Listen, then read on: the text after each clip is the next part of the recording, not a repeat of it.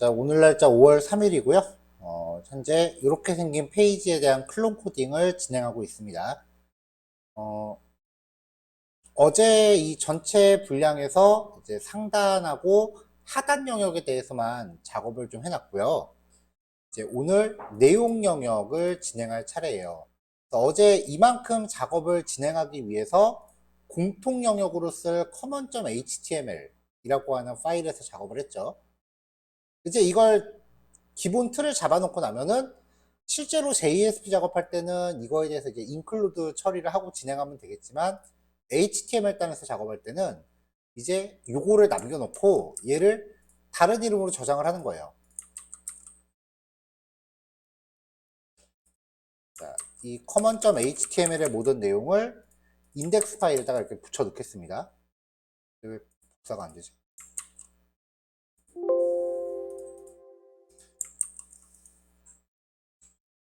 복사.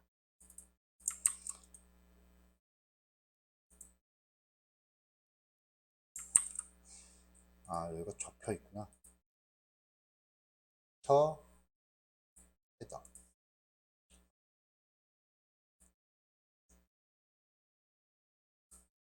자, 그 다음에 이제 공통 영역 CSS는 이대로 놔두고 페이지 안에서 구현할 CSS들을 따로 정의를 해요. 보통은 이제 사이트가 만약에 있다라고 하면 임의의 사이트 하나를 가져가 볼까요? 자, 이렇게 사이트가 있다라고 하면은 상단 영역하고 하단 영역을 일단 똑같이 잡는 거잖아요. 그렇게 잡아놓고 저 같은 경우는 이 큰 메뉴 단위로 CSS를 하나씩 따요. 각각의 메뉴별로 이제 폴더를 만드는 거죠. 대체로 큰 메뉴 안에 있는 페이지들은 구성이 비슷해요. 보시면은 그다음에 여기 아카데미 소개 같은 경우에는 이제 페이지가 이제 이런 식으로 달라지죠. 이런 식으로 이제 진행이 되는데 인덱스 페이지는 대체로 다른 데와 겹치는 영역이 거의 없어요. 첫 페이지는. 그래서 인덱스 영역에 대해서는 CSS 파일을 따로 빼고 그 다음에 다른 부분은 큰 메뉴 단위로 CSS를 뺍니다. 근데 이거는 그냥 지극히 제 개인 작업 스타일일 뿐 어떤 사람들은 CSS 파일 하나에다가 모든 페이지를 다 때려박기도 해요. 근데 저도 한번 그렇게 해봤는데 나중에 고치려고 그러니까 엄두가 안 나더라고요. 그래서 인덱스 페이지에 대한 CSS를 따로 만듭니다. 자, 링크 rel 스타일 시트 href의 sh 안에 css 밑에 index.css 자, 이렇게 하는 파일 하나 빼요. 파일 만들어야겠죠, 그러면? index.css 자, 이제 메인 영역에 들어갈 이 내용 영역에 들어갈 코딩을 할 건데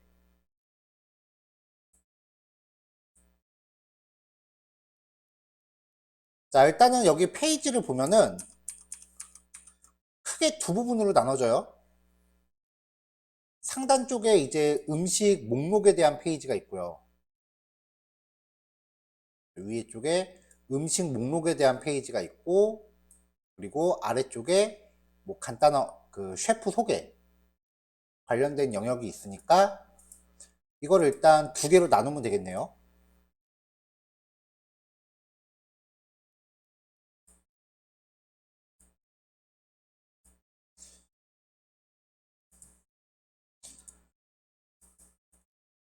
자, 내용 영역이란 텍스트를 지우고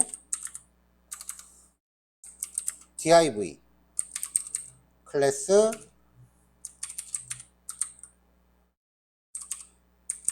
푸드 갤러리라고 하나를 나누고요.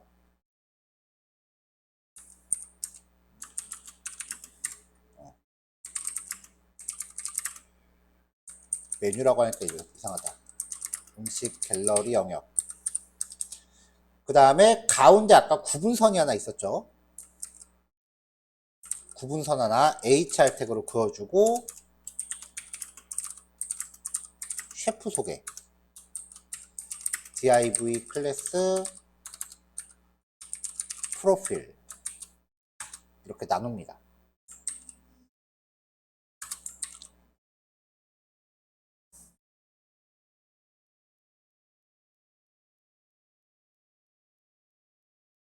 자, 리드미 파일도 새로 만들게요. readme.md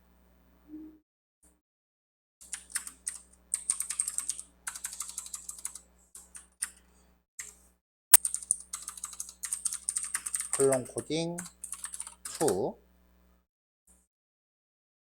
자, 어제 몇 번까지 했더라? 크게 3번. 그러니까 이제 04 메인 영역 분할을 먼저 해요. 일단은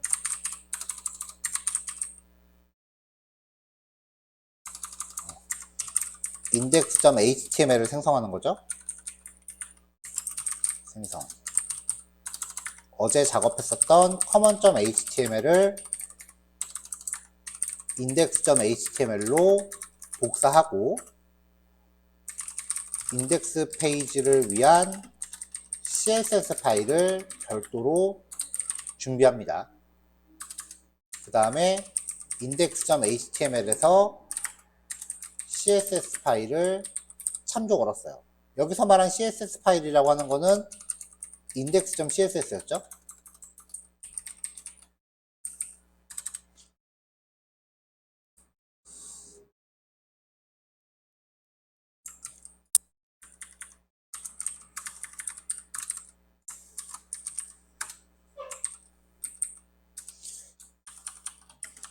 자, 그 다음에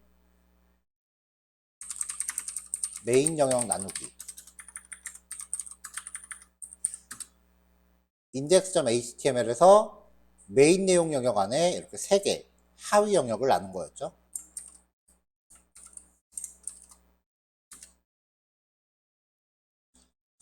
자, 이렇게 하고 나서 이제 갤러리 영역이랑 셰프 소개 영역을 나눠서 작업을 할 거예요.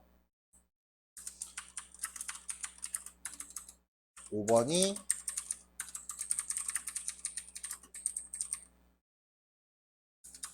그 다음에 06번이 셰프 소개. 자, 일단 영역 자체는 그냥 항목이 8개 있는 li 태그일 뿐이에요. 그쵸?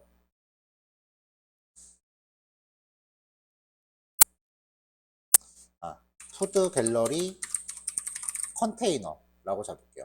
보통 뭔지, 왜 이걸 왠지는 모르겠는데 뭔가 감싸는 영역을 계속 컨테이너라고 부르더라고요, CSS는. 자, 이 안에 목록 정의 태그로요. 클래스 푸드 갤러리라고 놓고요. li 태그로 클래스 푸드 아이템이라고 잡을게요. 이렇게 생긴 게 이제 8개가 들어가면 될 거예요. 일단 하나를 잡아봅시다. li 태그가 내는 링크가 무조건 국룰이라 그랬죠. 클릭해야 되니까 링크를 걸어요. 근데 지금은 넘어갈 페이지가 없으니까 샵으로 걸어요. 자, 일단 큼지막하게 이미지 있고요. 텍스트 영역이 있죠. 그럼 이제 이거를 이렇게 나누고 이렇게 나누고 이렇게 나누던지, 이것도 여러분들 맘이고요. 그림 들어갈 영역 나누고 텍스트를 나눈 다음에 이 안에서 다시 제목과 내용을 또 나누던지, 이건 어디까지나 여러분들 맘이에요. 여기서는 두 번째 방식을 쓸게요. 아무래도 종류가 비슷한 것끼리 일단 한번 묶어주는 게 나을 것 같아서. 자, 그래서 일단은 그림은 통째로 하나 넣습니다. img 스택으로 하나 넣고요. 그 다음에 푸드 컨텐트라고 해서 쭉 이렇게 넣었어요. 자, 이런 게 이제 8개가 들어가면 돼요.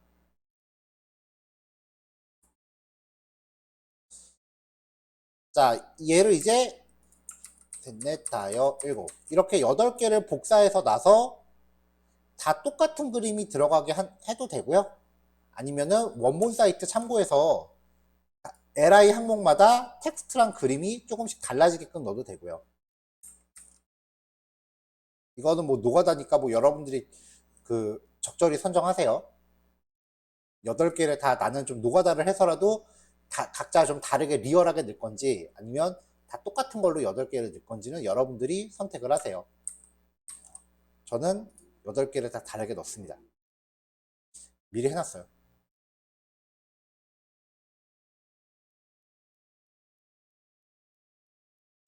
자, 그럼 이제 이 영역에 대해서 작업을 먼저 좀 해볼게요. 한꺼번에 다 코딩하면 힘들다 그랬죠?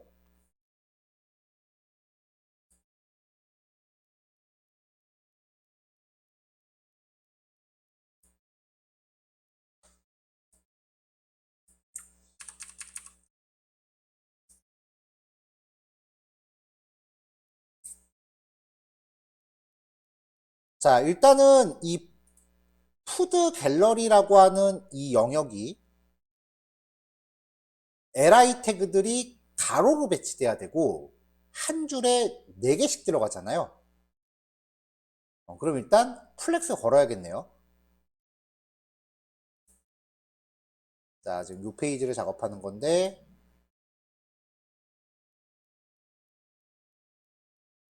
윈도우는 창 배치가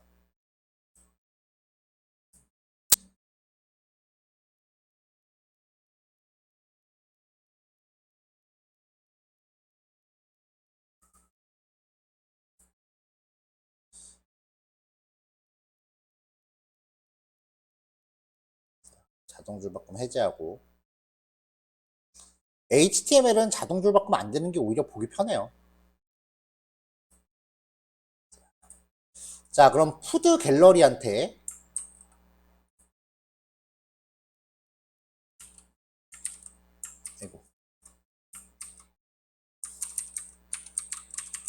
푸드 갤러리한테 디스플레이 플렉스를 겁니다. 그럼 다 가로로 배치가 돼요. 푸드 갤러리 안에 li 태그 하나를 푸드 아이템이라고 걸었어요. 점 푸드 갤러리 안에 푸드 아이템을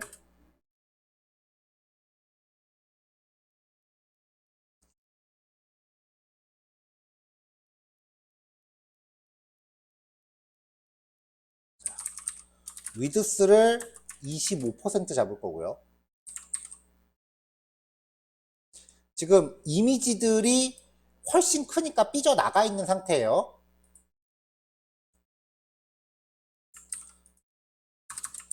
자, 푸드 아이템 안에 이미지 태그는 위드스를 100%로 잡겠습니다. 자, 플렉스를 걸었지만 줄바꿈을 허용하지는 않은 상태예요. 그래서 얘네가 전부 25%라고 했는데도 한 줄에 다 꾸역꾸역 들어가고 있는 상태죠.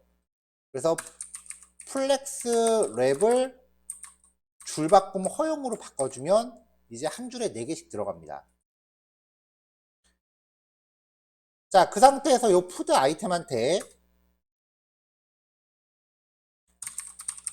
마진을 상하로는 20픽셀씩 주고요.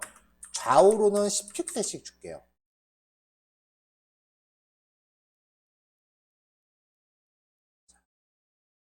자, 이렇게 하면 이제 삐져나갑니다. 이게 왜 그런지 좀 따져볼게요.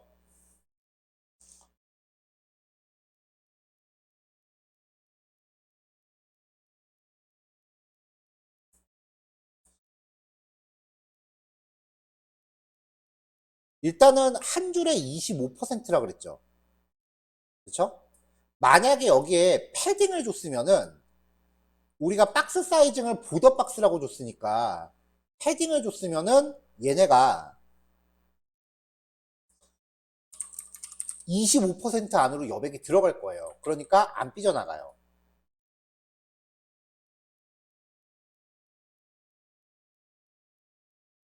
그러면은 상하 좌우에서 위아래로는 20씩 먹혀 들어가고 20씩 먹혀 들어가고 아래로는 좌우로는 10씩 먹혀 들어가겠죠. 그 다음에 얘도 10씩 먹혀 들어가겠죠.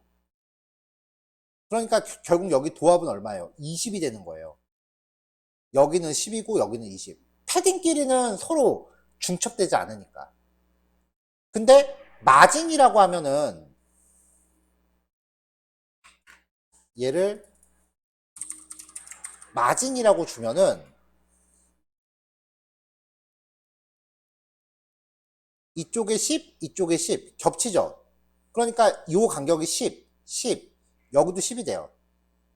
균일해져요. 대신에 바깥 여백이니까 결국은 25% 플러스 마진 10 해서 넘쳐나 버립니다. 자, 그러면 이 푸드 갤러리가 현재 넓이가 100%일 거 아니에요. 그렇죠? 푸드 갤러리의 백그라운드 컬러를 샵 060 F60 이렇게 줘봅시다. 이렇게 돼 있을 거 아니에요.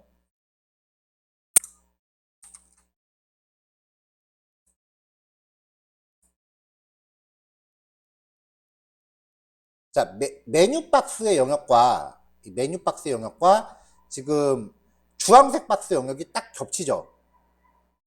이렇게 겹쳐요, 이렇게. 근데 실상 비주얼 상으로 보면 안쪽에 10픽셀 때문에 그림이 조금 더 삐져나간 것처럼 보여요. 왜냐면은 여기까지인데 얘가 지금 여기서 이만큼 10픽셀만큼 밀어내고 있으니까. 자, 이거 꽤 고차원적인 건데. 마진 레프트를 마이너스 10픽셀. 밖으로 10픽셀 삐져나가죠. 마진 라이트를 또 마이너스 10픽셀. 그러니까 이 각각의 아이템들이 안쪽으로 10픽셀씩 여백을 잡는 공간만큼 바깥으로 끌어당겨서 이 라인을 맞춰준 거예요.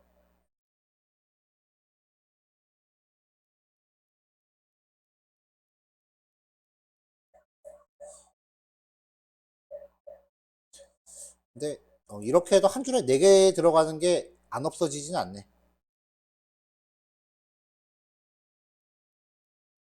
요거는 그냥 패딩으로 가는 게 나을 것 같네요. 자, 패딩으로 바꿉시다. 괜히 어렵게 갔다. 자, 이렇게 해서 이제 한 줄에 적당히 사이즈 줬고요.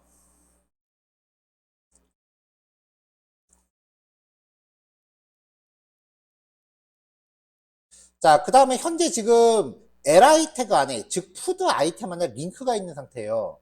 링크가 있기 때문에 글자 위에가 클릭이 돼야 되는데 링크는 무조건 디스플레이 블록 줘야 된다 그랬죠. 자, 그래서 푸드 아이템 안에 a 태그한테 디스플레이 블록을 줍니다.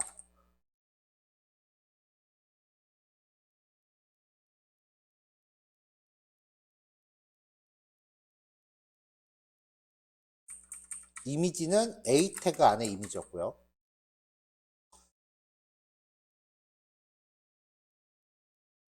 자, 이렇게 해서 이제 한 줄에 4개씩 딱 배치되게끔 했어요. 그 다음에 여기 아래쪽에 텍스트 영역을 좀 꾸며볼게요. 제목 있는 영역.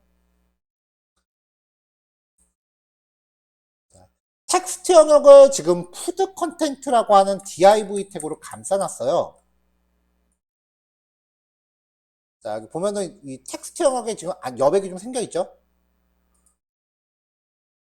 자, 푸드 갤러리 안에 푸드 아이템 안에 푸드 컨텐트. 이 안에서도 패딩을 좀 줘요. 위아래 16픽셀 정도 주고요. 좌우로는 8픽셀 정도 부여할게요. 안으로 좀 들어왔죠? 이게 5씩 딱딱 끊는 게 편하면 15 한 다음에 여기는 뭐 10픽셀 주셔도 돼요. 뭐 별 큰 차이 안 나니까. 자, 그 다음에 이제 이 안에 제목으로 들어갈 텍스트는 H2 태그로 줬습니다.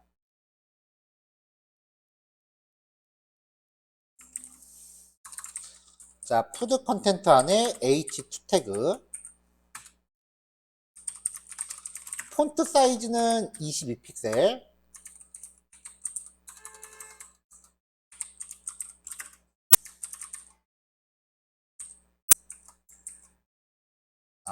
그 전에 이 푸드 컨텐트의 텍스트 얼라인 센터를 같이 줄게요.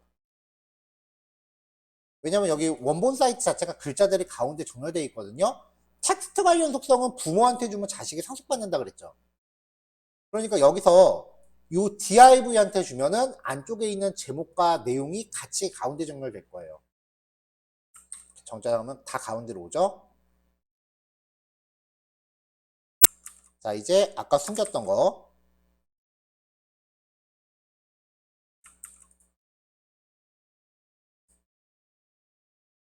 푸드 컨텐트 안에 H 태그한테 글자 크기 22 정도 줬고요.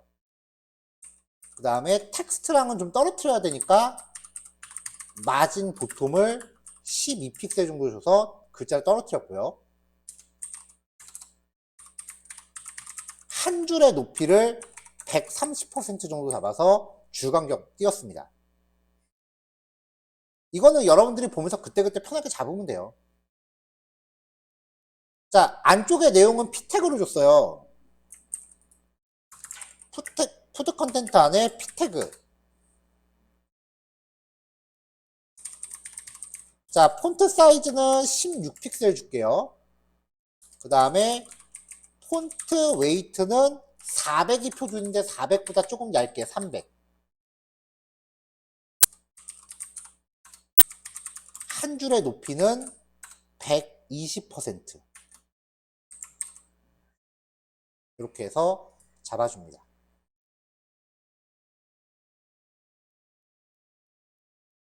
자, 이미지들이 지금 높이가 확정이 안 돼 있어요. 넓이만 줬거든요. 근데 그렇게 되면 그림 사이즈가 서로 달라지면 뒤죽박죽해져요. 그래서 적당히 높이를 헤이트 한 320 픽셀 정도로 좁으면은 이미지가 이렇게 찌그러지잖아요. 이때 오브젝트 핏 커버라고 주면은 적당히 이렇게 이미지 잘라준다 그랬죠. 320이 조금 작다 싶으면 360 뭐 이렇게 줘서 여러분들이 적당히 원하는 사이즈 찾으시면 됩니다.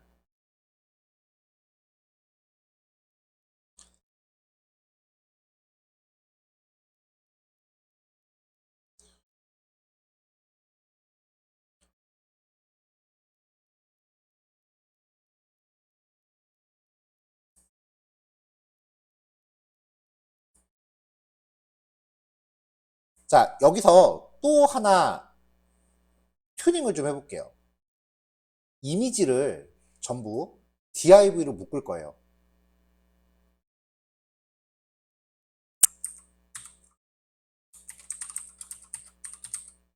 자, 이미지를 전부 div 태그로 묶겠습니다.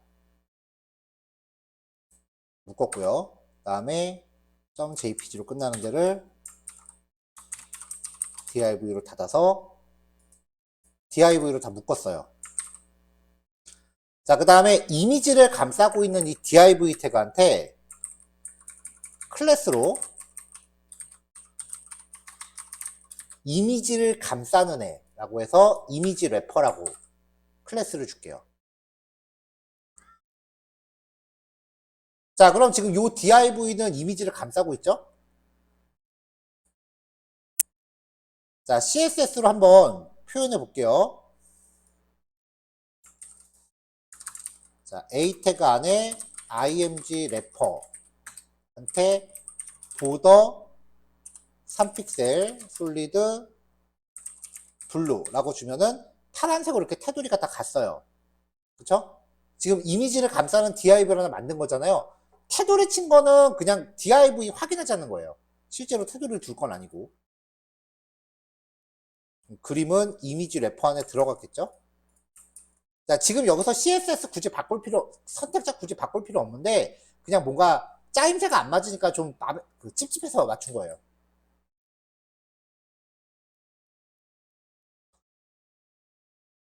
자, 이제 잘 보세요. 링크를 클릭할 때는 A 태그 위에 마우스가 올라가죠. 그러니까 지금 A 태그의 영역은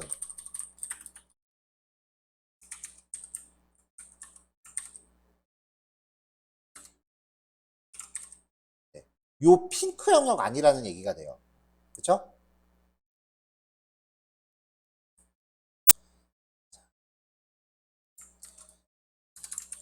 A 태그에 마우스가 올라갔을 때, 이게 A 태그에 마우스가 올라갔을 때죠? 보통 이렇게 했을 때, 그, A 태그한테 무슨 효과를 줬잖아요.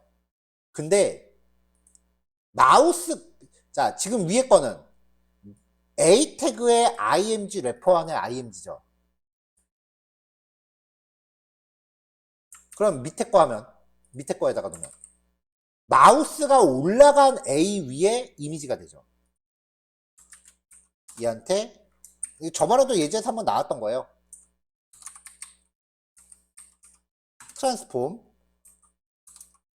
트랜슬레이트, 가로 1.1, 세로 1.1 하면은 마우스, 링크에 마우스가 올라가면 그림이 조금씩 커져요.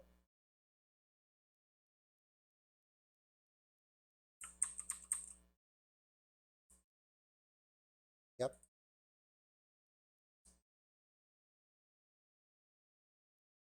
A의 호보.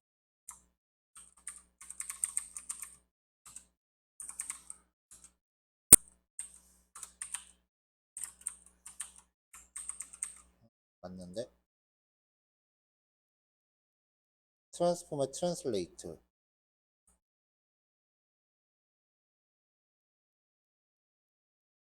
A의 마우스가 올라갔을 때. A의 마우스가 올라갔을 때 img 래퍼 안에 img.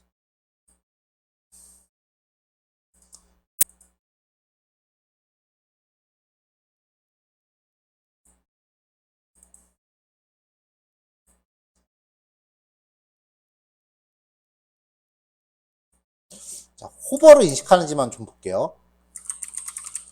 백그라운드 컬러 블랙. 자, A의 마우스가 올라갔다. 백그라운드 컬러. 오케이. 마우스가 올라갔다라는 거 인지하네요. 그럼 그 안에 img 래퍼. 이것도 배경 색깔 바뀌는 거 맞고, 그 안에 img.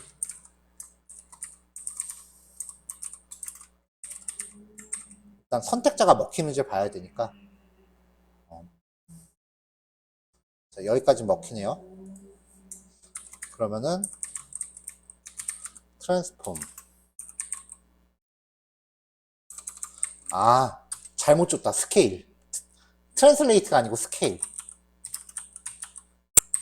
자, 마우스가 올라간 링크 안에 이미지를 1.1배로 키웁니다. 그러면은 1.1배로 커지니까 순간적으로 삐져나갈 거예요. 이렇게. 그쵸? 자, 지금 아까 제가 img 래퍼라는 애로 감쌌잖아요. 그럼 얘를 삐져나가고 있는 거죠. 그림이.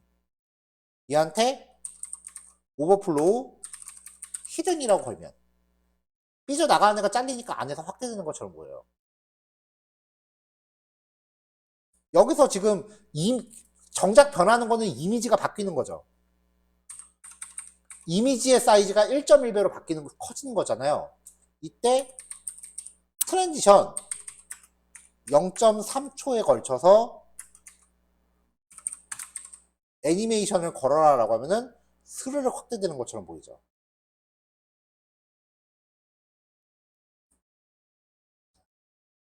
자, 이제 볼 거 다 봤으니까 타돌이나 배경 색깔 같은 거 확인하려고 넣은 거 뺍시다.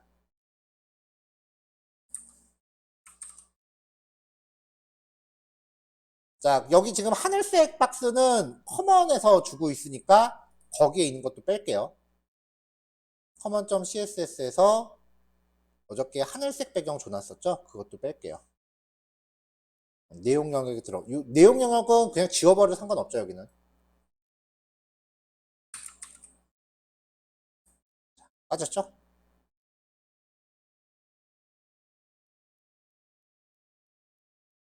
자, 그 다음에 여기 구분선. 요 구분선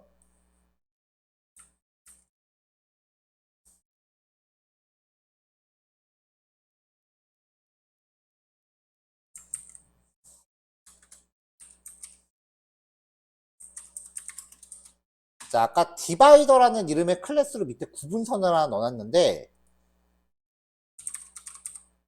상하 마진 60픽셀, 좌우 마진 0을 줘서 간격을 좀 이렇게 띄고요. 그 다음에 넓이는 오토 줘서 적당히 잡게 하고 보더 1픽셀 직선에 일단 빨강색. 생각보다 굵지 않아요? 얘가 태그는 선인데 이레벨도 꼴에 박스예요. 윗면하고 아랫면이 다 있어요. 그래서 테두리를 줄 때는 상단을 주고 보더 보텀 아래쪽 테두리는 0으로 꺼야 돼요. 그래야 얇아져요. 말이 좋아서 HR 직선 그리는 태그지 실상은 박스예요.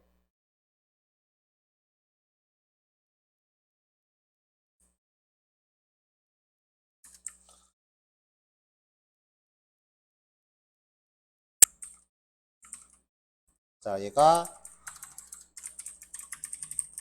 중앙 구분선, 얘는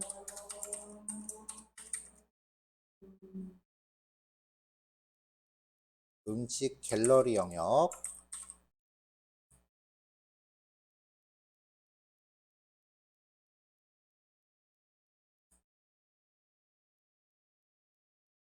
자, 이 갤러리 영역 밑에 보면은 페이지 번호도 있었어요. 이런 식으로.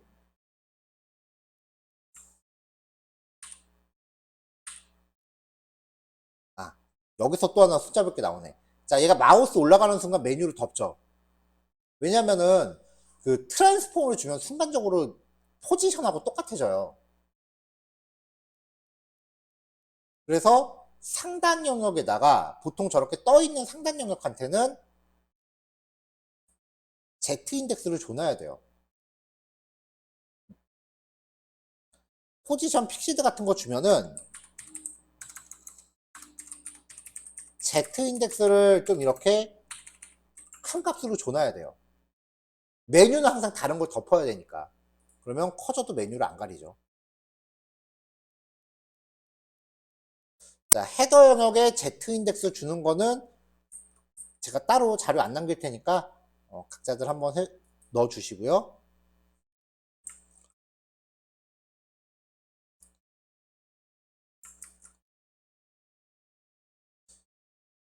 자, 이제 중앙 구분선 색상은 이제 회색으로 바꿉시다. 색으로 바꿔줬고요. 자, 요 아래쪽에 보면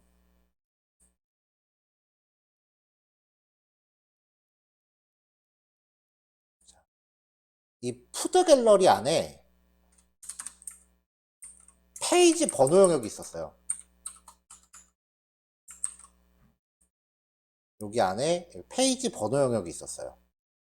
이거를 일단 목록 정의 태그로 이렇게 둡니다.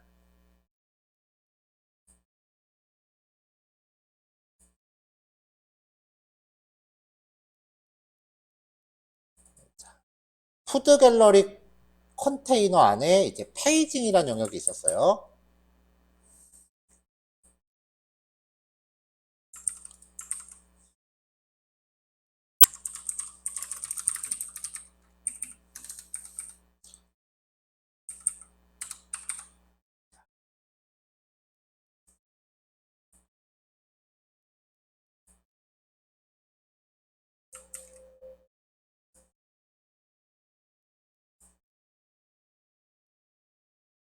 자, 기본 목록 정의 태그로 넣어놨어요. 링크를 감싼 목록 정의.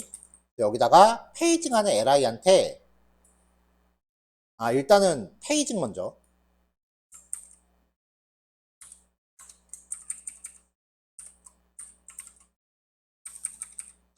자, 플렉스 줘서 가운데로 맞춰요. 그러면 일렬로 나열되죠? 상하 마진 0, 좌우 마진 오토. 그럼 일단 페이징이라는 박스가 가운데로 올 텐데 목록 정의 태그는 기본적으로 가로축을 가득 채우니까 별 영향 없을 거예요. 이건 지금 보니까 없어도 되는 거고, 저스티피 컨텐츠 센터. 그러면 가운데로 몰리죠. 자, 이제 각각의 li 태그한테 상하 마진 0, 좌우 마진 5. 그럼 여기 간격을 좀 벌어뜨릴 거 아니에요? 그리고 각각의 넓이는 32에 32. 얘네들도 명색이 클릭해야 되니까 이 안에 제가 링크를 넣어놨거든요. 자, 이 중에 현재 내가 머물고 있는 페이지에는 액티브라는 클래스를 줘놨어요.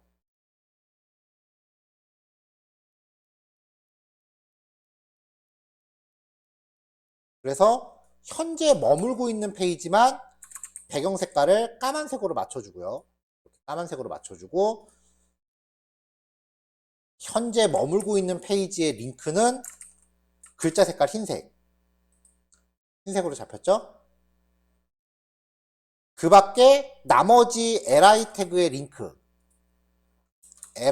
링크는 디스플레이 블록, 텍스트 데코레이션 논, 밑줄 빼기. 이거 필요 없고.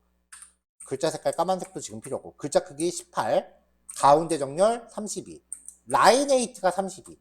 높이랑 라인에이트가 같으면 텍스트 중앙 배치라 그랬죠.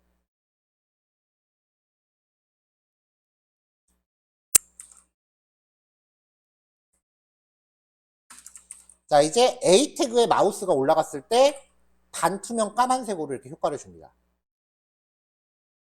A 태그에 마우스가 올라갔을 때 반투명 까만색으로 이렇게 효과를 줘요.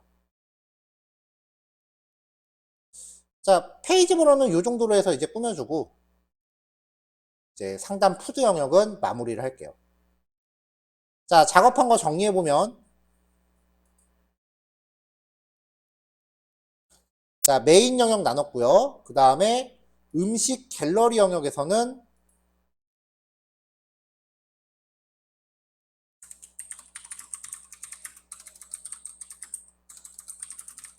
음식 목록하고 페이지 번호들이 들어갔어요.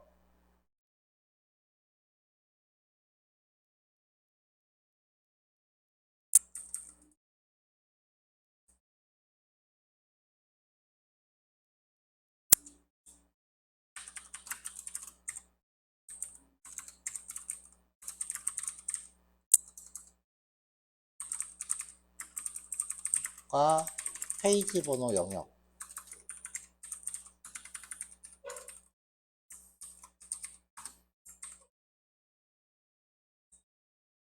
자, HTML 태그는 너무 기니까 여기 하나만 남기고 여기서 li 태그 단위를 8개가 되도록 구성. 이렇게만 표시할게요. 이렇게.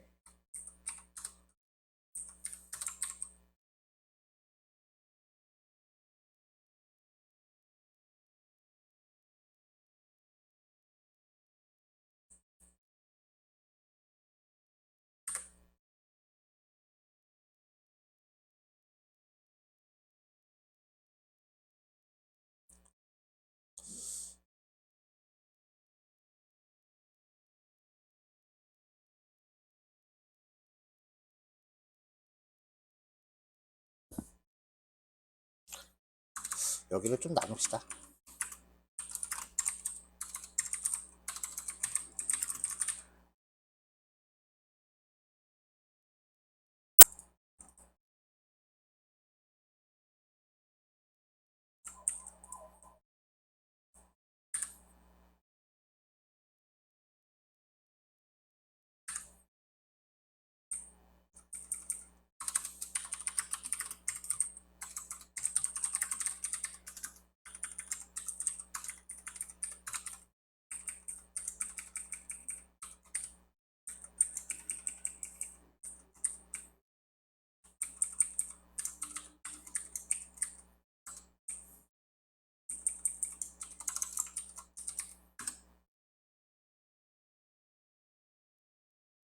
음식 목록, 그 다음에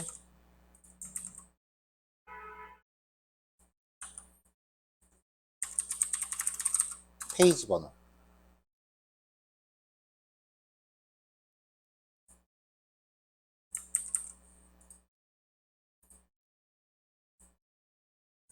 이게 구분선 영역까지 같이 포함시키고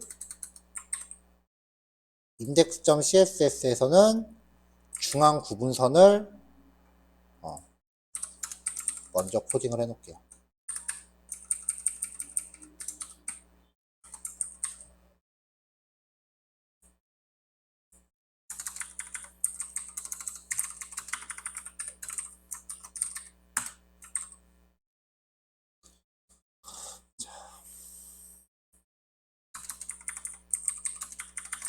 자, 그 다음에 이제 음식 목록 CSS를 쭉 정리를 하고, 일부러 한꺼번에 지금 많이 하면은 좀 혼란스러울까봐 영역을 좀 잘게 쪼갠 거예요. 그 다음에 페이지 번호 영역.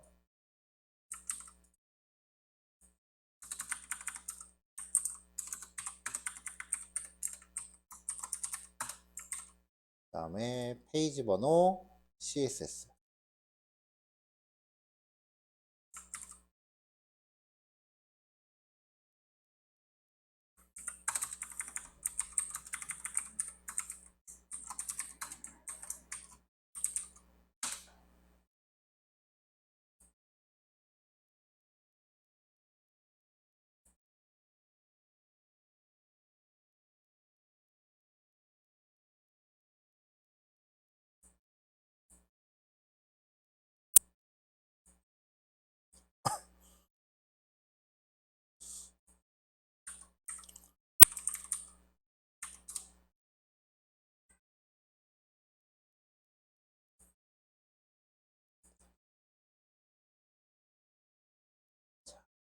자, 일단 여기까지의 내용을 이제 작업을 해서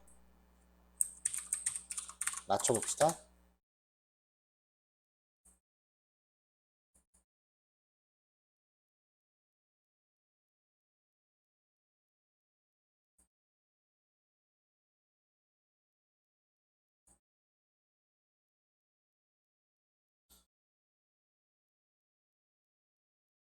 자, 여기까지 이제 먼저 작업 진행해 보시고요. 다음 글씨 한 번 더 하면 이제 완성되겠네요.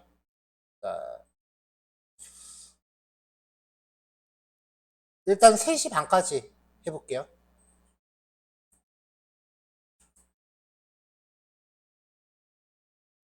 자, 프로필 페이지 진행할 차례입니다. 위쪽에 일단 제목이 있어요.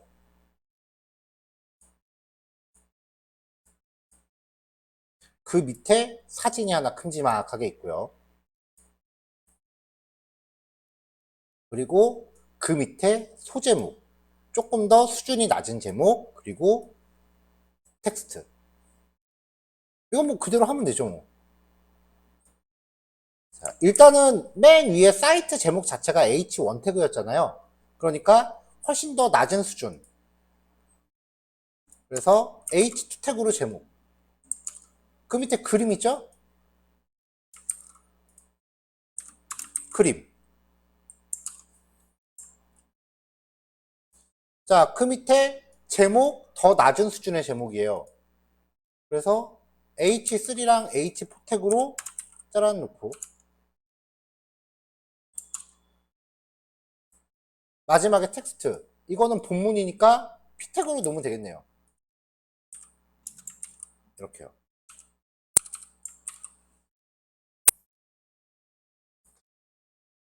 자, 그럼 일단 이렇게 들어옵니다.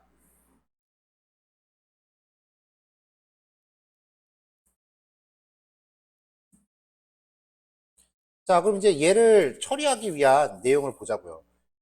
전체적으로 일단 글자가 가운데다 정렬되어 있잖아요. 문단에서. 그래서 셰프 소개.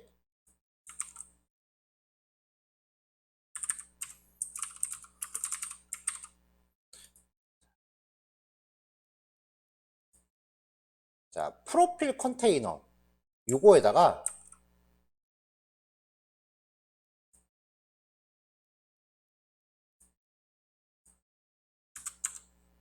프로필 컨테이너에다가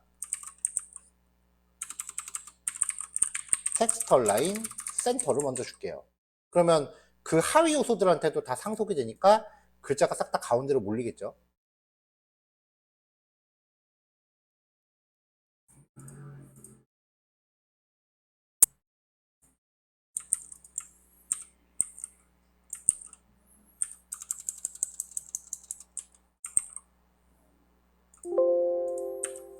자, 그 다음에 이제 그 안에 H2 태그로 제목이 있었잖아요.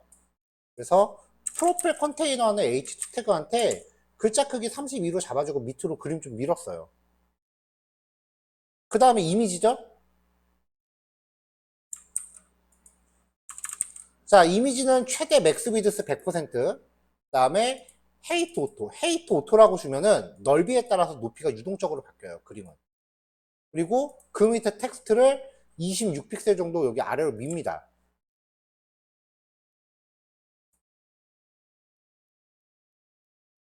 자, 이렇게 하면 이제 저장했을 때 밑에 텍스트가 밑으로 밀렸죠.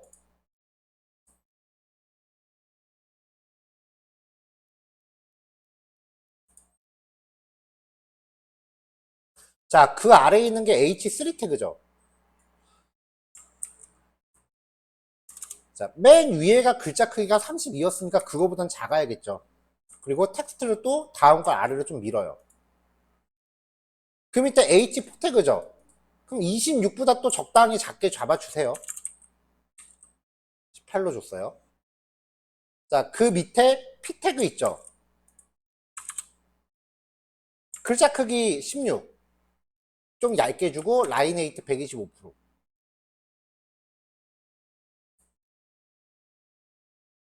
자, 이렇게 주고 나서 지금 전체적으로 여기 밑에 조금 더 이렇게 여백이 좀 들어가 줘야 되니까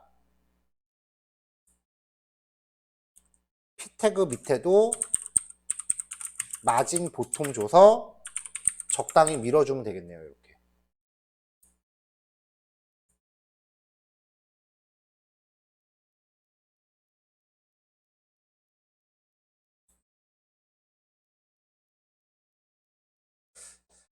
자, 자, 얘는 가볍게 끝났죠. 자, 그래서 셰프 소개 부분에 대해서 또 진행을 하자고요.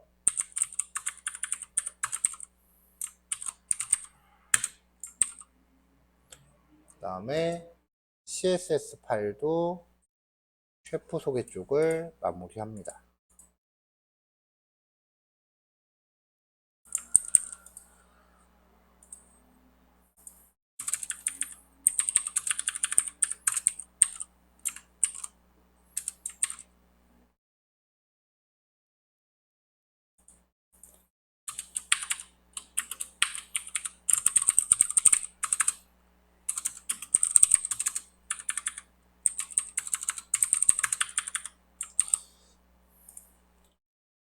자, 아까 우리가 어제 작업할 때 상단 부분은 뭐 굳이 반응형에 대해서 대응할 필요가 없었어요. 상단 부분은 알아서 이렇게 줄어드니까. 그리고 하단 부분 같은 경우는 반응형이 필요하면은 이렇게 재배치가 되게끔 했었고요. 자, 근데 지금 여기 위에 쪽 여기는 반응형에 대해서 대응할 필요가 있어요.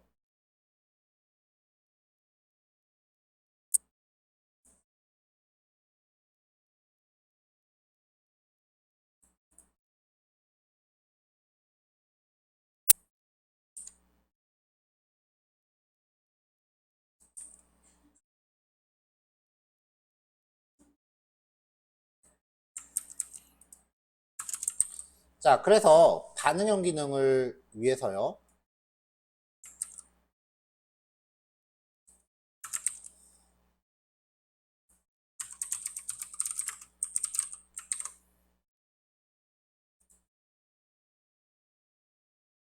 자, 사이즈가 이렇게 쭉 작아지기 시작하다가 처음부터 최소 768까지는 25%로 가요. 25%로 가다가 768에서 더 작아져서 최소 600까지는 개당 50%로 바뀌어요. 그러면 이렇게 두 개가 들어가죠.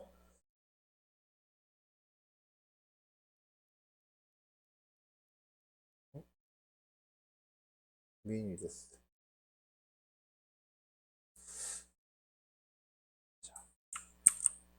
자, 여기서 더 작아지는 경우로 생각해 봅시다.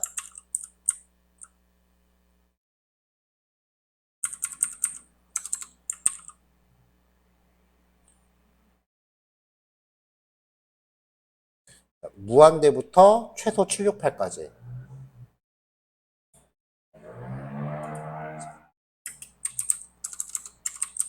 and 맥스 위드스 767 픽셀.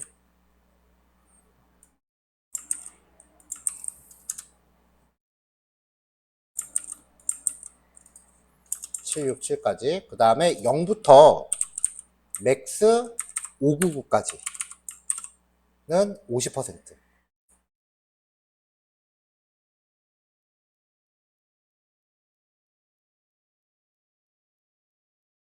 아, 여기서 50%로 하려는 게 아니었구나. 100%. 자, 보세요. 무한대부터 최소 768까지. 무한대부터 최소 가로 768까지는 25%예요. 그 다음에 600부터 767까지. 그러니까 요거보다 더 작아지면이라는 소리죠. 그때는 50%로 바뀌어요. 여기서 더 작아지면 0부터 최대 599까지는 개당 100%예요. 이렇게.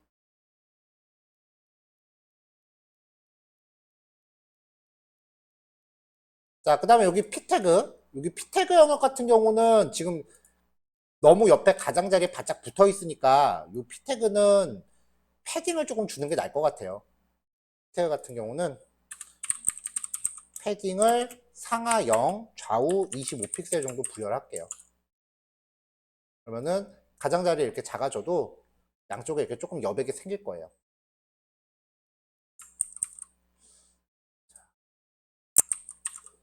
자, 이렇게 해서 이제 마무리를 하도록 할게요.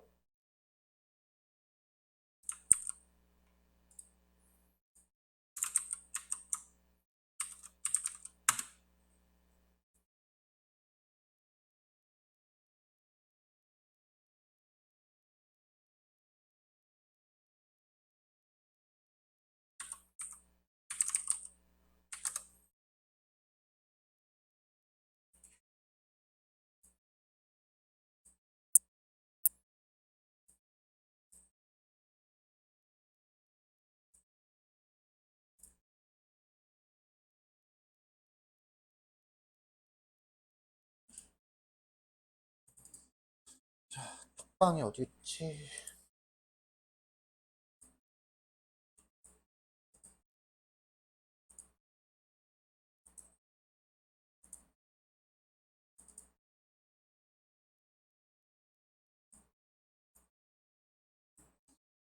자, 요거까지 해서 이제 마무리 하시면 되고요. 이걸 마지막으로 해서 이제 그 최종 CSS 예제를 마무리하겠습니다. 자, 이제 프로젝트 진행하시던 분들은요, 여기까지 수업 내용을 토대로 해서 일단 각자 웹페이지 작업을 진행하시면 돼요. 스프링 작업보다 뷰 작업이 먼저예요. 왜냐면은 화면에 뭔가 입력할 거가 나와야 그거에 맞춰서 DB를 짜요. 그러니까 모든 웹사이트 프로젝트가 화면 구성이 먼저니까 원래대로라고 하면은 화면을 일단 파워포인터나 아니면은 기타 그 기획용 저작 도구, 피그마나 뭐 이런 프로그램들이 있거든요. 그런 걸로 화면을 그리고 시작하는 건데, 뭐 그런 약간 기획적인 부분하고는 다들 좀 안 친하니까, 그냥 코딩으로 바로 제시를 한 거니까 화면 딴 코드를 먼저 준비를 해 보세요. 화면 딴 코드 준비가 완료되면은 이제 그거에 맞춰서 DB 테이블 짤 거고요. 최대한 빨리 하시는 게 좋을 겁니다. 왜냐면 우리가 수업이 한 달밖에 안 남았기 때문에. 그리고 한 달 지나면 제가 더 이상 신촌점이 없어요. 그래서 뭐 틈내서 봐드리고 싶어도 만약에 여기 신촌점에 있었으면은 여러분들이 그냥 평일에 나오시면 그 쉬는 시간 동안 왔다 갔다 해서 조금 이제 피드백 주고 그럴 수도 있을 것 같은데 그게 아닌 상황이기 때문에 종강 전에 최대한 진도 빨리 빼셔야 돼요. 자, 요거 시간 얼마인데? 4시 15분까지 시간 드릴게요. 4시 20분. 자, 이따 봅시다.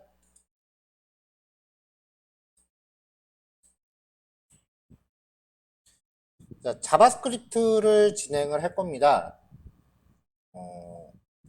근데 이제 자바스크립트 진행하기에 앞서서 한 가지 먼저 말씀을 드려보면은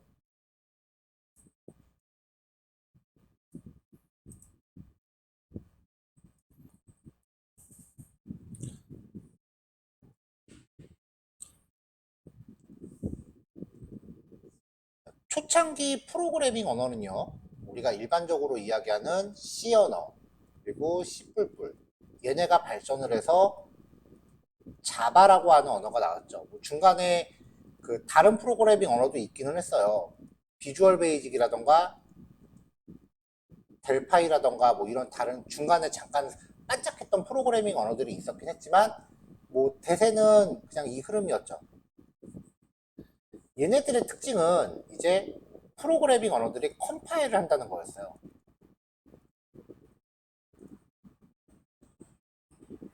컴파일 언어의 반대가 인터프리터 환경에서 실행하는 스크립트 언어들입니다. 그 스크립트 언어들은요, 프로그래밍이 수행하는 어떤 좀 하드웨어 친화적인 기능을 구현할 수가 없었어요, 옛날에는. 그래서 예전에는 그냥 매크로 취급만 받았어요.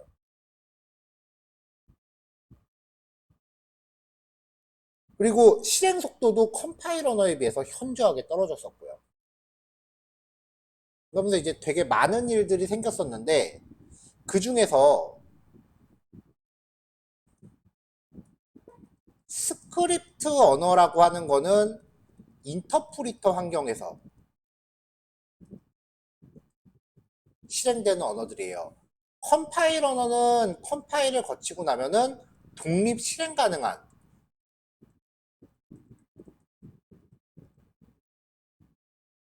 독립 실행이 이제 가능한 어떤 실행 파일이 만들어지는데 스크립트는 인터프리터가 해석기잖아요.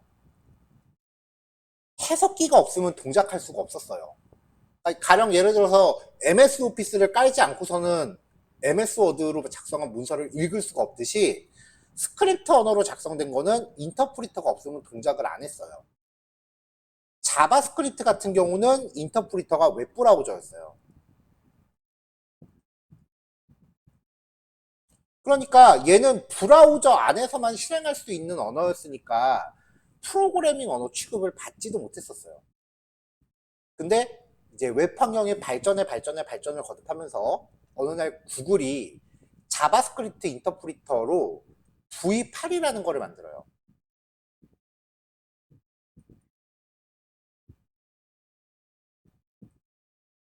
얘는 자바스크립트가 PC에서 독립적으로 실행할 수 있게끔 해줘요. 물론 실행 속도도 어마어마하게 끌어올렸고요. 이 V8이라는 걸 거치면은 자바스크립트가 독립 실행이 가능해요.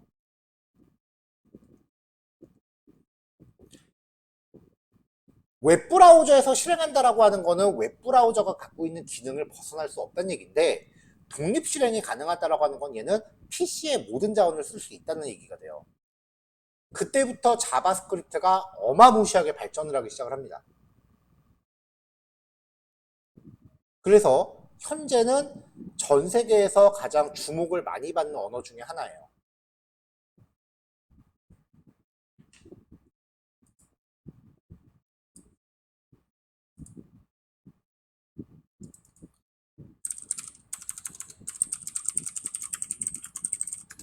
프로그래밍 언어 순위를 이제 보면은 2022년도네요.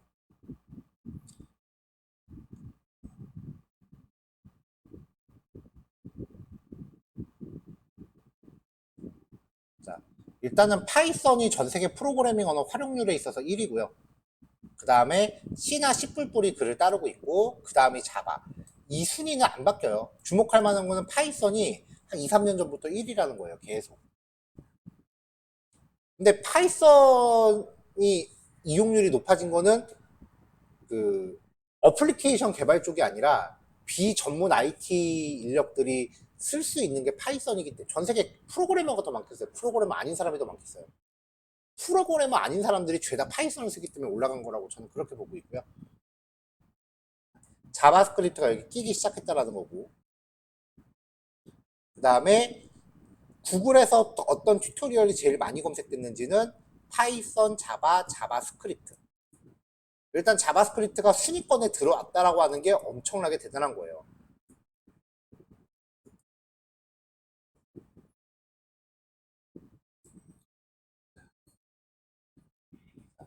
이러면서 이제 발전을 되게 많이 거듭을 했어요. 초창기 자바스크립트는요, 거의 절차지향이라고 해도 괜찮을 정도로 클래스나 객체에 대한 개념이 희박했습니다.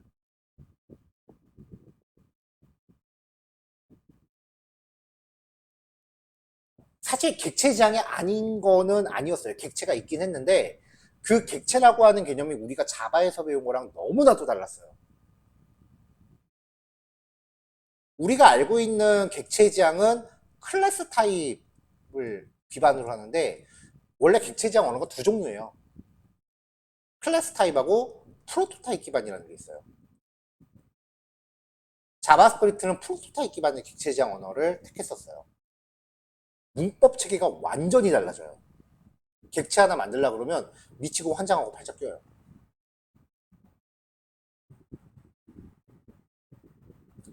일단 문법이 너무나 다르고요. 그 다음에 표준화도 안 돼 있었어요. 똑같은 스크립트 코드인데 실행되는 해석기가 무엇인지에 따라서 결과가 달라요. 익스플로러와 그 밖의 브라우저가 아예 코드가 달랐어요.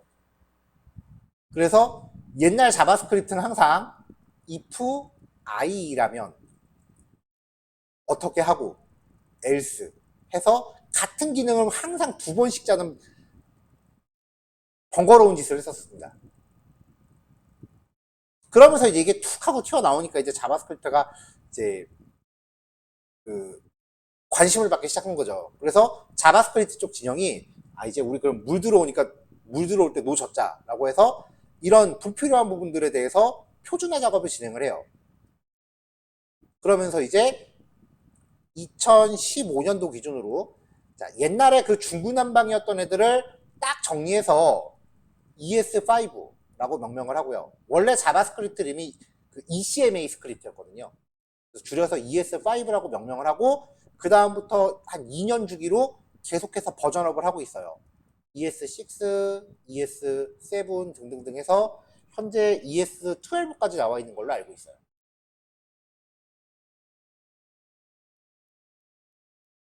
그래도 일반적인 웹사이트 만들 때는 ES5면은 충분해요.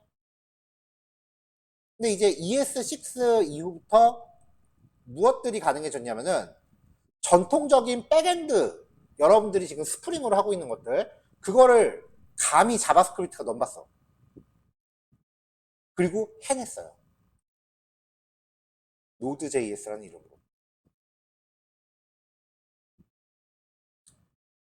그 다음에 이제 프론트 단에서 화면 단 만드는 것도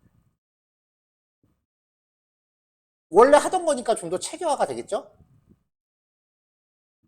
리액트 JS라는 애가 이제 현재 대세로 자리 잡아 있고요. 리액트 JS의 세계관을 확장해서 리액트 네이티브라는 것도 만들어요. 이게 뭐냐면은 자바스크립트로 코딩을 하면은 안드로이드랑 아이폰 앱을 동시에 뱉어내요. 자바스크립트 하나만 잘하면은 현존하는 모든 프로그래밍 언어를 다 할 수 있게 된 거예요, 현재. 그래서 인기가 떡상했어요.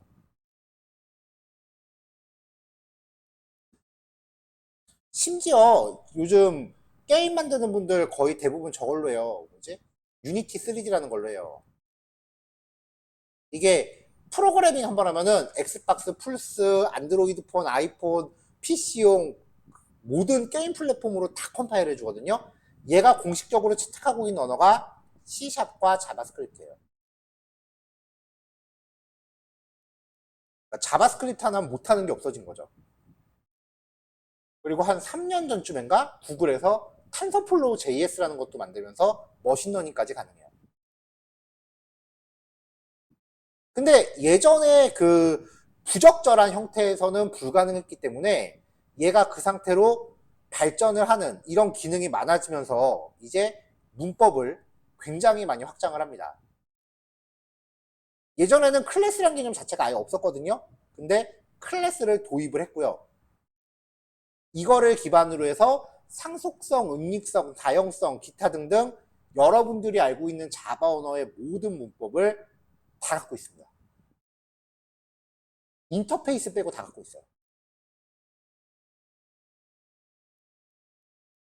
지가 원래 갖고 있던 문법도 있는데 자바 문법까지 흡수한 거야. 그럼 문법의 양이 얼마나 많겠어요? 자바스크립트 제대로 공부하면 여태까지 했었던 자바는 장난이에요, 진짜. 난이도가 말도 못하게 어려워요. 근데 그 어려운 거를 제대로 수업하는 교육기관을 한 번도 본 적이 없어요. 책도 없어요. 제대로 된 책도 없습니다. 자바스크립트가 진입장벽이 그래서 굉장히 높아요. 물론 단순히 그냥 웹페이지에서 동작하는 요 정도 요만큼만 배우겠다라고 하면은 별로 어렵진 않아요. 근데 이거 넘어가기가 진짜 힘들어요. 저는 여러분들하고 요만큼만 공부할 거예요. 우리는 웹페이지 만드는데 필요한 거니까. 근데 그 여러분들하고 같이 공부 시작할 때쯤에 제가 외주 개발 맡아서 시작했다라고 했었죠. 사실 오늘 제가 오늘 밤을 새고 출근했는데 오늘 오전에 그거 납품해서 이제 결과 보고 하고 온 거예요. 완성을 했거든요. 하면서 이제 노드.js하고 리액트.js 이걸로 만들었는데 프로그래밍 언어가 백엔드랑 프론트가 하나로 통일되니까 세상 편하더라고요. 그래서 꽤 편하게 작업을 했던 기억이 있어요. 요즘 대세입니다.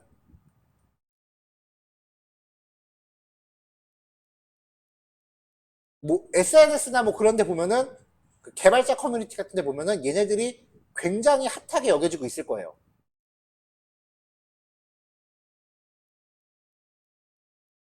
하지만 아직까지는 여러분들이 기존에 했던 요 자바, 이게 워낙 오랜 기간 동안 자바의 ES5 자바스크립트까지 이게 워낙 오랜 기간 동안 군림해온 환경이기 때문에 현재 거의 대부분의 웹사이트들이 이거였으니까 이쪽이 아직 사용 비중이 아마 70% 이상일 거예요.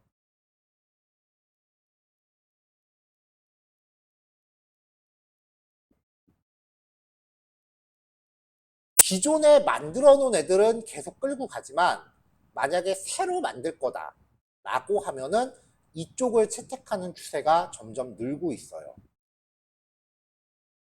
그래서 그 바라건대 만약에 우리가 처음부터 노선을 자바스크립트라고 했다면 요거 두 가지만 놓고 랭귀지 하나로 5, 6개월 가야 돼요. 근데 지금 자바에서 시작한 거기 때문에 그 자바스크립트는 이제 요 정도만 할 수밖에 없는 상황인 거고 제가 왜 예전에 자바 언어가 굉장히 꼰대스러운 언어라는 얘기 했던 거 기억나세요? 그러니까 같은 원리를 이야기하는데 자바는 코딩량이 이만해요. 자바스크립트는 요만해요. 되게 간략하게 표현을 해요. 뭐가 더 좋을 것 같아요? 지금 여러분 공부하는 입장에서 자바가 나아요. 자바는 굉장히 세세하게 코드를 풀어 쓰는 거예요. 자바스크립트는 그 풀어 쓰는 과정을 명령어 한 줄 같은 걸로 퉁쳐버리기 때문에 원리를 설명할 틈이 없어요. 코드가 흘러가는 과정을 설명할 틈이 없어요. 그러니까 원리쯤은 다들 알고 있겠지라고 생각하고 넘어가는 거야. 자바스크립트 노드.js 할 때 getPost, put, delete는 다 알고 있겠지 하고 시작해요, 진짜. 근데 우리 처음부터 그거 알지도 못했잖아요. 그래서 분명히 지금 여러분들이 밟고 있는 테크트리는 올바릅니다. 제 진짜 개인적인 주관은 자바 스프링 먼저 공부하고 이거 습득하면은 되게 그래도 이쪽 상대적으로 쉽게 갈 수 있다예요. 왜냐면 원리는 스프링에서 다 얘기해 주거든. 근데 노드나 리액트 쪽은 그런 원리를 얘기할 만한 틈이 되게 없어요. 우리가 그 스프링에서 컨트롤러를 만들어가면서 막 며칠 동안 얘기했던 거 있잖아요. 그거를 노드는 코드 한 너댓 줄 작성하고 얘기해야 돼. 스프링 여러분들이 하루 종일 수업했던 걸 노드나 너댓 줄 코딩하면 돼요. 작업할 땐 좋죠. 근데 공부하는 입장에서는 그 너댓 줄 갖다 우리 하루 이상치의 이론을 다 설명을 해야 되니까 도무지 이해가 안 가는 거야. 안쪽에 다 숨어 있으니까. 그러니까 분명히 지금 여러분들이 선택한 이 학습 과정은 분명히 맞습니다. 이래놓고 자바스크립트 쪽 수업할 때는 이게 맞아요. 그렇게 얘기하긴 하지만 지금 얘기하는 건 제 진짜 속마음이에요. 자바부터 하는 게 맞아요. 하지만 실무 프로젝트에서 이쪽이 대세가 되고 있는 건 틀림없는 사실이에요. 실제로 네이버 웹툰이 얼마 전에 리뉴얼을 했어요.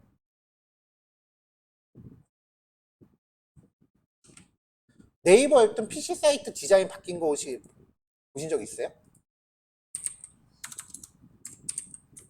그치, 웹툰을 PC로 잘 안 보지. 네이버 웹툰 디자인이 PC 사이트가 바뀌었어요. 이게 바뀐 거예요, 디자인이. 여기서 소스 보기 하면 뭐 나올 것 같아요?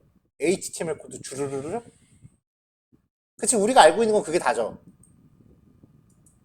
이게 다예요. 이게 다야, 페이지 코드가.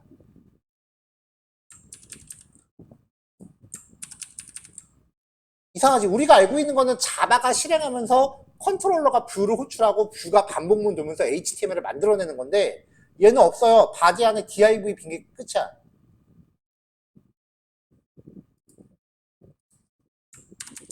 근데 개발자 도구로 보면은 분명히 뭐가 있긴 하거든. 근데 소스 보기 하면 안 나와. 벤더 리액트라는 키워드, 리액트로 만든 거죠. 자바스크립트가 동작하는 과정에 HTML을 실시간으로 생성을 해요. 얘는 페이지 열릴 때마다 자바스크립트가 HTML을 만들어내요. 어디 볼 테면 봐봐라는 식으로 코드는 돼. 이게 요즘 모던 웹페이지 개발 기술이에요. 그러니까 이제 공부를 우리가 같이 하는 이제 공부한 목표치가 있잖아요. 그게 끝이 아니에요. 더 많은 것들을 이해하기 위한 밑밥을 까는 거지 출발점에 데려다 드리는 것 뿐이지 분명히 우리가 같이 공부하는 게 도착점은 아닐 거예요. 이 바닥은 6개월에 한 번씩 계속 공부해야 돼요. 무슨 놈의 직업이 평생 공부해야 돼요. 그거 공부하는 게 힘들어지면은 그만두셔야 돼요. 예전에 그런 질문 받은 적 있어요. 제가 수업 때 진짜 제가 업무에서 하는 코드다라고 하면서 설명하는 거 되게 많죠. 어떤 학생이 그런 질문을 했었어요. 그래서 선생님 실제로 프로젝트 하시면서 만든 코드 그렇게 수업 때 다 학생들 오픈해주면 아깝지 않으세요라는 얘기. 이거 오픈해서 따라잡히는 게 겁나면 난 이 짓 하면 안 돼요. 그만둬야 돼. 치킨집 해야 돼 그때부터. 공부를 계속 끊임없이 하셔야 된다라는 취지로 얘기한 거예요.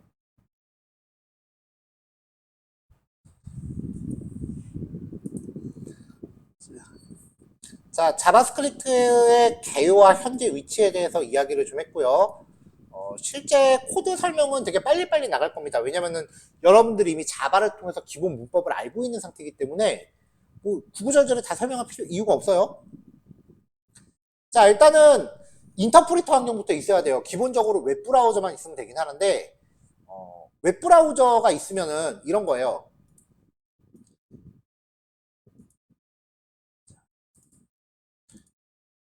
자, 웹브라우저가 있어서 자바스크립트를 실행한다라고 하면 매번 자바스크립트를 실행하기 위해서 브라우저에다 HTML을 만들고 그 안에다 스크립트 코드를 짜야 돼요. 소스가 이런 식이 되는 거죠. HTML 만들고 그 안에서 자바스크립트로 콜하는 식으로 가야 돼요. 근데 제가 아까 Node.js라고 하는 게 이제 그 V8이라고 하는 PC용에서 실행할 수 있는 게 생겼다 그랬죠. 그게 사실 노드거든요. 그게 있게 되면은 우리 맨 처음에 자바 프로그램 실행했던 것처럼 노드 한 칸 띄고 소스 파일 이름 해서 컴퓨터에서 독자적으로 자바스크립트를 실행할 수 있어요. 그 말인즉슨 비주얼 스튜디오 코드로 자바스크립트 소스 열고 단축키 한 번으로 자바 했던 것처럼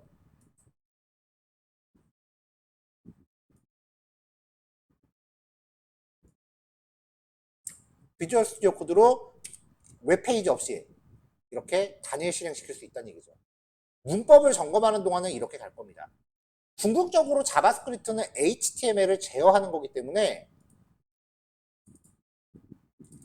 화면상에 있는 HTML에 뭔가 효과를 주는 거예요. 그래서 이런 것들은 자바스크립트가 들어가야 할 수 있는 것들이에요. 이렇게 해서 이제 HTML을 제어하는 게 목적이긴 하지만 기본 문법을 점검하는 동안은 그냥 가볍게 명령어 환경으로 가자고요. 이걸 하려면 Node.js 깔아야 돼요.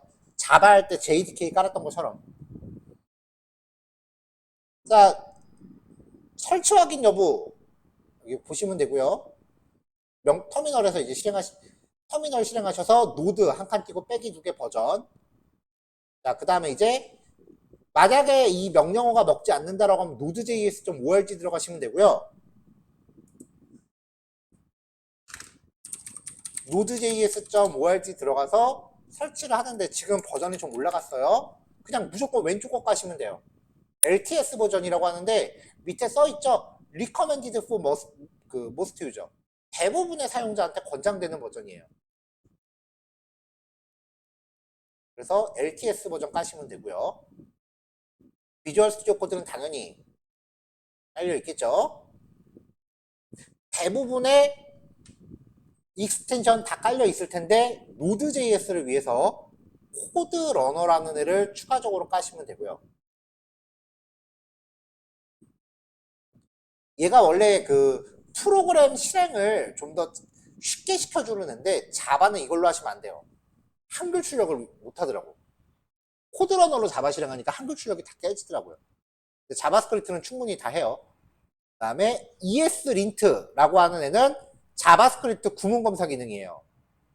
근데 얘를 쓰려면 Node.js 설치가 끝난 다음에 명령 프롬프트에서 npm install -g ESLint 이런 명령을 내려야 돼요. 그래야 비주얼 스튜디오 익스텐션이 제대로 동작을 해요. 외부 프로그램을 호출하는 거기 때문에 프로그램 까는 거예요. 자, 이렇게 해서 일단 환경만 좀 세팅하시면 돼요. 한 15분 정도면 충분하겠죠? 지금 5시 10분 전인데 요거 하고 5시 20분에 봅시다. 오늘 헬로월드까지만 체크해서 개발 환경 잘 됐는지 확인하고 마무리하면 될 것 같아요. 5시 20분에 시작합니다.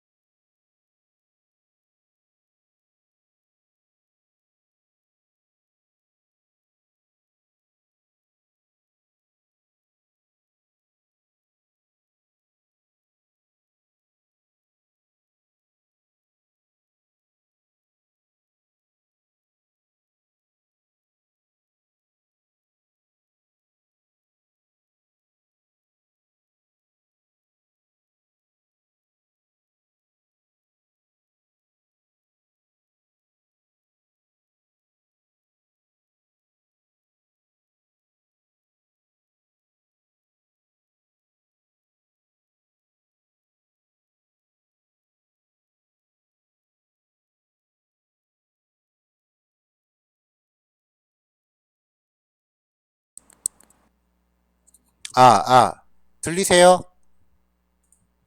들리시나요?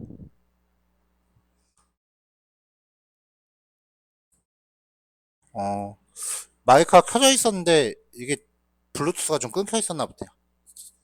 자, 다시 얘기할게요. 이거 오늘 3단원까지 하려고 그랬는데 몇 분 안 됐으니까 할 수 있을 거야. 자, 그럼 처음부터 다시 얘기할게요. 압축 파일 3개를 드렸는데 그 중에 1번 파일에 있는 리드미 파일은 아까 전달해 드렸던 PDF 파일이랑 동일한 겁니다. 그리고 당분간 진행해야 되는 내용이 이미 우리가 익히다 자바를 통해서 봤었던 내용들이에요. 그렇죠? 그래서 요만큼을 진행하는 동안은 겁나 빠르게 나갈 거고요. 그리고 이 부분들은 진행하시면서 이건 나 실습 안 해봐도 될 것 같아 싶으시면은 인정. 이미 자바에서 해본 거니까 기본 개념은 똑같아요. 그래서 설명 이미 알고 있는 개념을 한번 되짚는 거기 때문에 설명도 엄청 빠르게 할 거예요. 자, 기본적으로 자바스크립트는 HTML 안에 빌 붙어 있습니다. 스크립트라는 태그를 넣고 그 안에 이제 각종 내용들을 넣는데 일단 우리가 알고 있는 메인이 없어요. 그냥 웹브라우저가 한 줄씩 차례대로 읽으면서 차례대로 실행을 해요.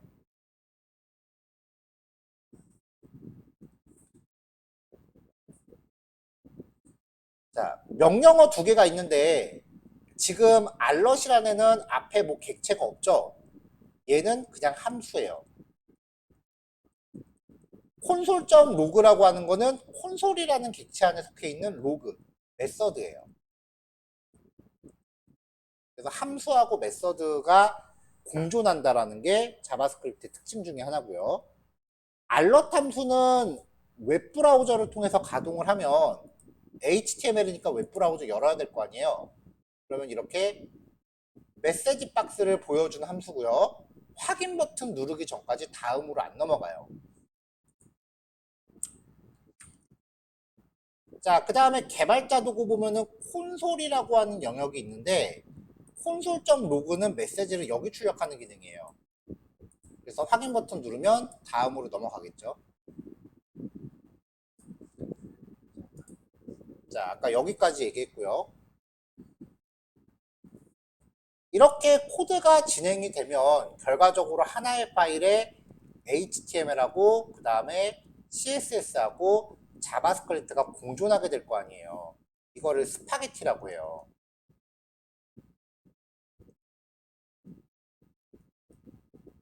전통적인 어플리케이션 개발자들이 웹페이지 소스를 비꼬면서 부른 얘기예요. 그래서 프로그래밍 언어 웹 쪽 기술은 발전을 거듭할수록 이 코드들을 분리하려고 들어요. CSS는 이미 우리가 분리를 했죠. 그래서 helloworld.js라는 파일을 만들면서 메시지 엄청 많이 뿌렸어요. 콘솔.로그, 콘솔.로그 하면서 콘솔.그룹이라고 하는 기능은요.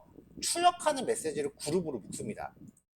여기까지가 지금 myMessage1이라는 그룹핑 된 거고요.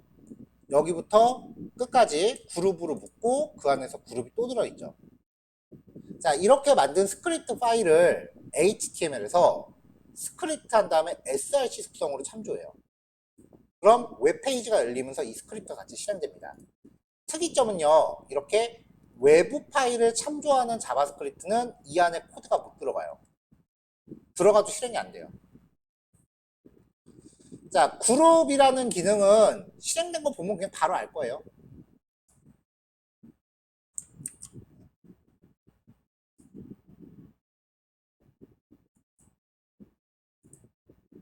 아, 02 helloworld.js구나. 02 helloworld.js. 실습할 때 파일 좀 잘 맞추세요. 자, 출력되는 메시지를 이렇게 그룹으로 묶어요. 바로 확 뜨죠. 자, 근데 이 자바스크립트 파일을 Node.js라는 걸 설치하면은 그 안에 있는 V8이라는 엔진을 통해서 명령 프롬프트에서 실행할 수 있다 그랬어요. 소스 파일이 있는 폴더에서 명령 프롬프트 열어서 노드 한 칸 띄고 파일 이름 이렇게 입력을 하면은 일괄 실행이 됩니다. 물론 그룹핑 되는 거는 이 명령 프롬프트 특성상 좀 안 이쁘게 되겠지만, 그리고 자바 실행하듯이 F5키를 눌러도 실행이 되기는 해요. Node.js로 실행하겠다라고 선택해주면 돼요.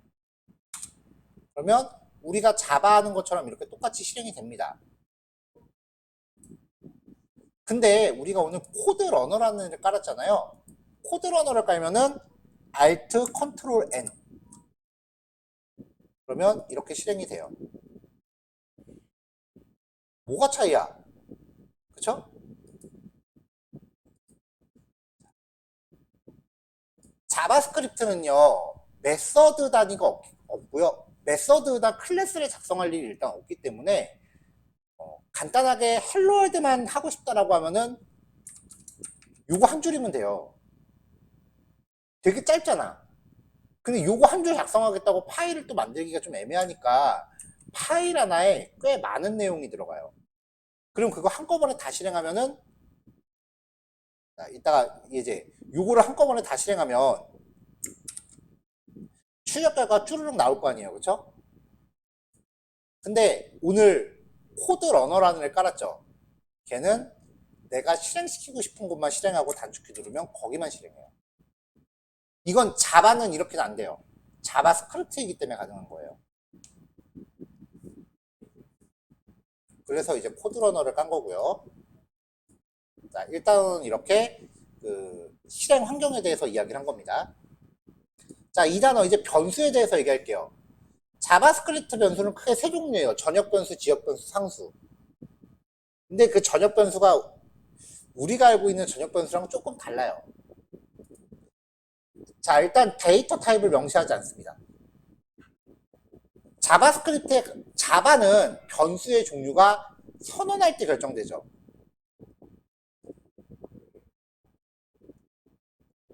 불린 타입의 B 이런 식으로 선언할 때 변수의 종류가 결정이 되는데, 자바스크립트는 이딴 거 다 필요 없고 바로 대동단결이에요. 변수의 종류는 할당할 때 결정됩니다.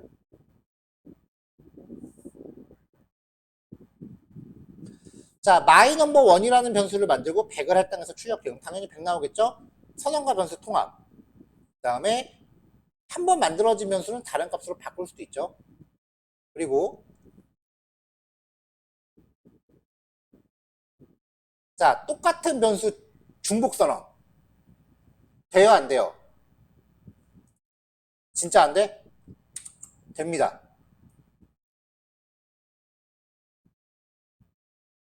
에러 안 났잖아요. 여기만 드래그해서 실행해볼까? 됩니다. 여러분들이 알고 있는 프로그래밍 언어의 규칙을 다 잊어버리세요. 이 바라고 하는 키워드가요, 옛날에 ES5 시절부터 옛날부터 있던 키워드인데 우리가 알고 있는 변수의 모든 규칙을 다 깡그리 무시해요.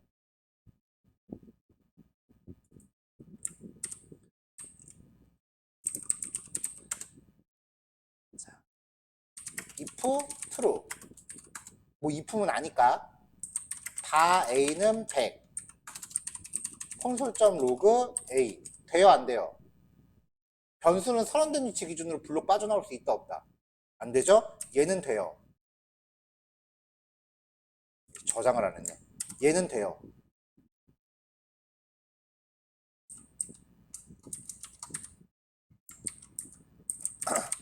다 A. A는 10. 콘솔.log A. 결과 뻔히 예측되죠? 돼요, 안 돼요? 선언문 지웠어요. 돼요. 선언 안 해도 돼요. 심지어 선할당 후선언도 돼요. 완전 변태예요. 그러니까 반은 쓰지 마세요. 저도 이 예제들을 옛날에 만들어 놓은 거니까 미처 못 고쳐서 바로 돼 있는 게 있긴 하거든요.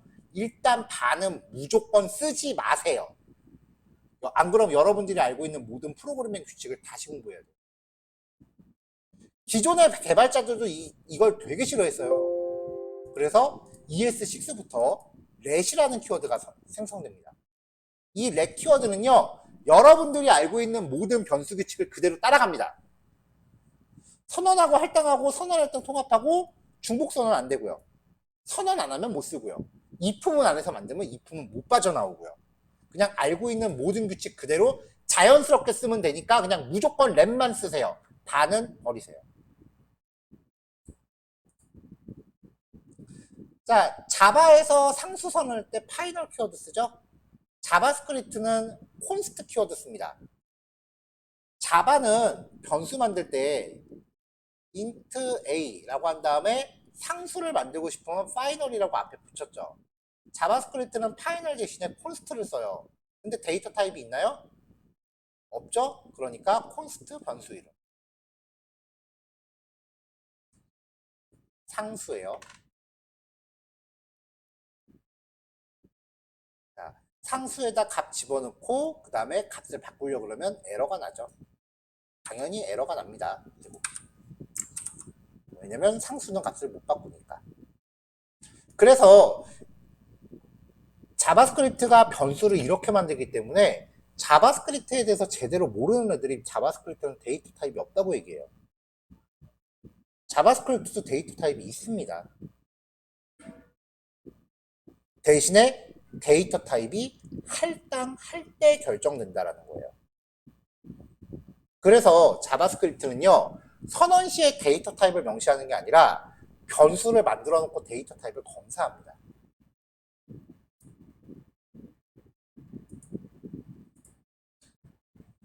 타입 오브라고 하는 연산자예요. 변수의 데이터 타입을 조회해서 알려줘요. 정수죠? 논리값이죠? 불린 스트링이죠? 자바스크립트 초반부는 자바랑 되게 비슷해요.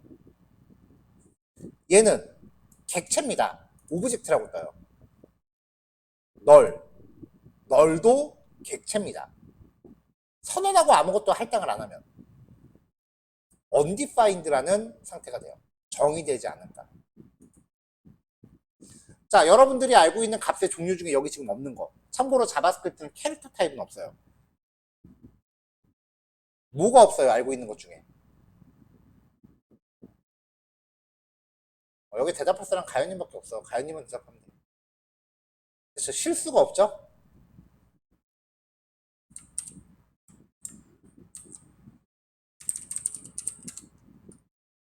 let A는 100,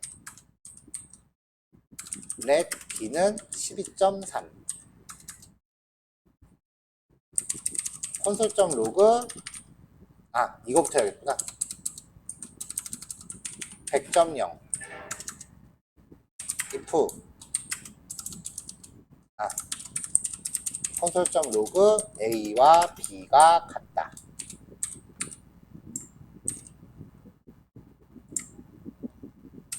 true.